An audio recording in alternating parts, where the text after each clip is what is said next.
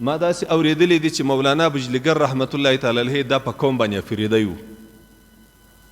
ما اورېدلی قسم ده چې زما د افریدي د ټولو افریدیو قوم سره محبت دی. ولې داسې نه چې اوس ماته مال راکوي، د افریدیان چې دي دا ماته مال راکوي یا دولت راکوي یا ماته جایداد راکړي یا زما ورسره کاروبار دی. د چا په خاطر باندې؟ د هغو نیکانو صالحینو چې د دوی په قوم کې تیر سوي دي، ما د دا ټوله قوم سره محبت دی، د هغو نیکو خلکو په خاطر باندې. او دا چې شیخ حسن جان رحمت الله تعالی علیه او زموږ په دې بلوچستان کې یو نابغه عالم تیر سو، د بلوچستان خلکو قدر نه وکړي، شیخ القرآن والحدیث حضرت مولانا حفیظ فضل محمد صاحب. حفیظ فضل صاحب رحمت الله تعالی علیه نابغه عالم و، یو ډیر عجیب علم الله ورکړی، ډیر غیرتمند، ډیر پاک سړی و، ډیر پاک نفسی سړی و. نو الحمدلله د دغو علماو سره مې د زړه له کومې محبت دی. سړی و رسول الله صلی الله علیه وسلم ته راغلی، فقال یا رسول الله کیف تقول فی رجل احب قوما ولم یلحق بهم.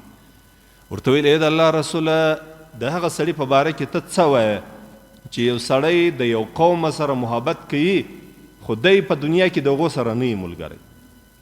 اوس دا ډیره مهمه خبره ده، ډیره زیاته مهمه خبره ده چې په دنیا کې د ډیر خلکو د ډیرو قومو سره محبت وي، د هغو د کلتور سره، د کلچر سره، د رواج سره، د هغو د شو شا سره محبت وي.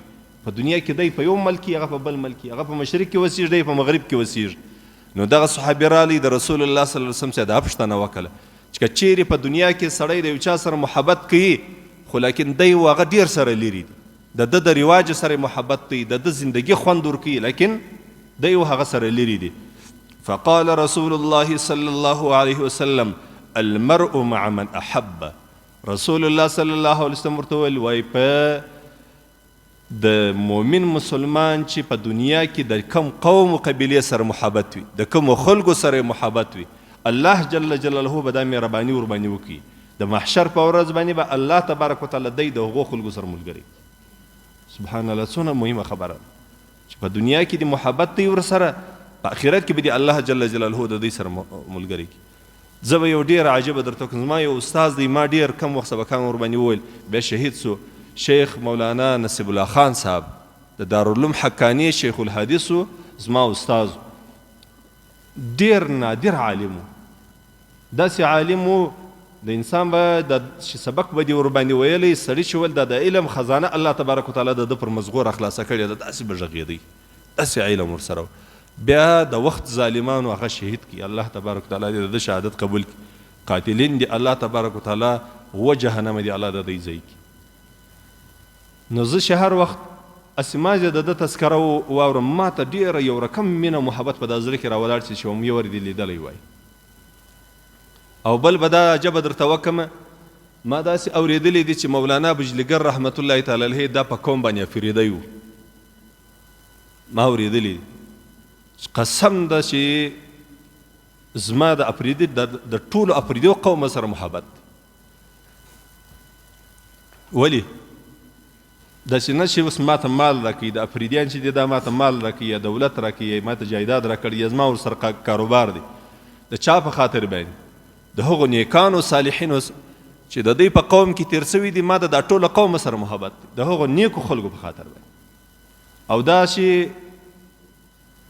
شیخ حسن جان رحمت الله تعالی علیه او زموږ په دې بلوچستان کې یو نابغه عالم تیر سو، د بلوچستان خلکو قدر نه وکړي، شیخ القرآن والحدیث حضرت مولانا حفیظ فضل محمد صاحب.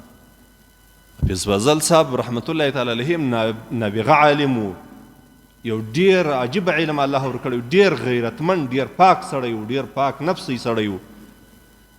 نو الحمدلله د دغو علماو سره مې د زړه له کومې محبت دی.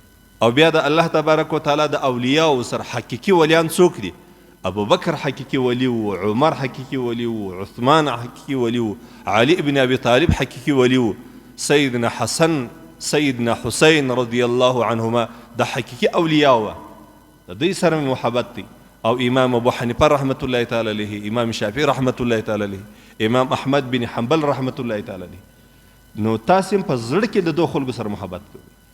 او دا محبت بیا په شي زیاتیږي بار بار یادېدل د هغو خلکو بار بار یادېدل د هغو خلکو د سړي په زړه کې نور محبت را پیدا کوي نوره جذبه د ایمان یې قوي کېږي دلته رسول الله صلی الله علیه وسلم موږ ته بس دا زیری راکوي چې انسانانو چې د کومو خلکو سره مو محبت وي په دنیا کې الله جل جلاله به هم د دوی سره آخرت په ورځ باندې ملګري کړي نو د نیکانو د صالحینو محبت کوي د الله سم دا امید چې الله جل جلاله به مو بیا د دوی سره راپورته کړي لکه هغه د پنجشنبې په ورځ باندې د جمعرات په ورځ باندې ما د انس رضی الله عنه قول وویلي چې ای الله زه ستا او ستا د رسول او د ابوبکر او د عمر سره محبت کوم د دې روایت په ویلو باندې بیا دا خبره وکړه